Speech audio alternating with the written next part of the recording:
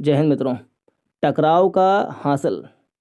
न्यायाधीशों की नियुक्ति में देरी का मामला वर्षों से चिंता का सबब बना हुआ है और इस मसले पर सर्वोच्च न्यायालय समय समय पर अपनी बेचैनी को जाहिर भी करता रहा है।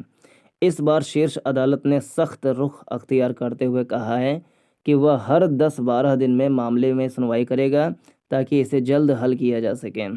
देश के विभिन्न उच्च न्यायालयों में न्यायाधीशों के सैकड़ों पद खाली पड़े हैं। तबादलों और प्रोन्नति की सूची भी लंबी होती जा रही है, लेकिन सरकार के स्तर पर नियुक्ति के मामले में तेजी नहीं दिखाई जा रही है। सुप्रीम कोर्ट ने इस बात पर हैरानी जताई है कि बीते 10 माह में उच्च न्यायालयों में जजों की तैनाती के लिए कॉलेजियम ने 80 नामों की सिफारिश सरकार से की थी, लेकिन अब तक केवल 10 नामों को मंजूरी मिली।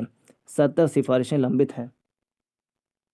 इनमें से 26 सिफारिशें न्यायाधीशों के स्थानांतरण की हैं, 7 दोबारा भेजी गई हैं, 9 कॉलेजियम को वापस किए बिना लंबित पड़ी हुई हैं। एक संवेदनशील मामला उच्च न्यायालय में मुख्य न्यायाधीश की नियुक्ति का भी अटका हुआ है।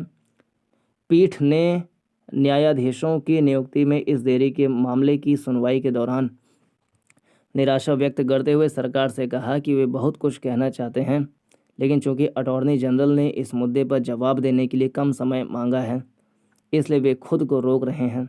गौरतलब है कि अटॉर्नी जनरल ने इस मसले पर पीठ से 1 सप्ताह का समय मांगा है। अंदाजा लगाया जा सकता है कि न्यायाधीशों की नियुक्ति में देरी न्याय प्रणाली को किस स्तर तक प्रभावित कर रही है। इसी को रेखांकित करते हुए अदालत ने कहा कि जिन अच्छे और प्रतिभावान वकीलों के नाम न्यायाधीश बनाने के लिए अनुशंसित किए गए थे, उनमें से कई पीछे छूट गए हैं। जाहिर है यह चिंताजनक स्थिति है और इस पर सर्वोच्च अदालत का नाराज होना स्वाभाविक है। जजों की नियुक्ति में हीला हवाली कोई नई बात नहीं है। नियुक्ति के लिए जांची परखी कॉलेजियम प्रणाली होने के बावजूद वर्षों से जिला अदालतों से लेकर उच्च न्यायालयों तक न्यायाधीशों के सैकड़ों पद खाली पड़े हुए हैं। इस मसले पर सरकार और न्यायपालिका के बीच अक्सर टकराव के बिंदु उभरते रहे हैं। केंद्र सरकार द्वारा पिछले साल जारी आंकड़ों के मुताबिक जिला अदालतों में न्यायाधीशों के 5,850 यानी करीब 6,000 पद खाली थे। सभी उच्च न्यायालयों में जजों के कुल 1100 पद स्वीकृत हैं, जिनमें से 333 खाली थे। यह स्थिति तब है जब देश में प्रति 10 लाख आबादी पर महज 20 न्यायाधीश उपलब्ध हैं। सुप्रीम कोर्ट इस बात पर भी अपनी चिंता जाहिर कर चुका है कि आबादी के लिहाज से न्यायाधीशों की संख्या नहीं बढ़ रही है।